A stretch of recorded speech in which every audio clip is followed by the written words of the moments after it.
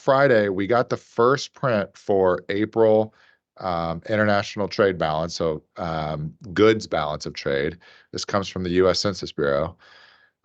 We got a huge surprise relative to economic consensus. So, survey forecasted for April that the U.S. would run a goods deficit of negative 143 billion.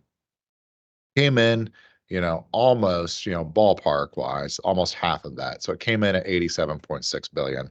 Now, relative to where we were in March, right? And there was a lot of front loading, inventories, purchasers trying to get ahead of that tariff going into effect that they knew was coming on April 2nd. That was, well telegraphed from the Trump administration, basically since Inauguration Day. Um, that March number came in at a minus 162 billion goods deficit, and so that negative 87.6 billion is almost a halving in that single month. So that's just the first month.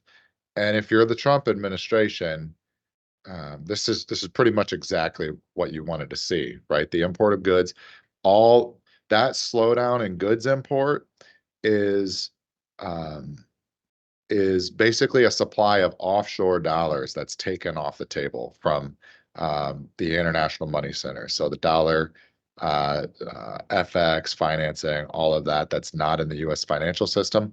Those are dollar flows that are basically not going to happen or not going to hit the offshore dollar. So that's really the big news on Friday of last week.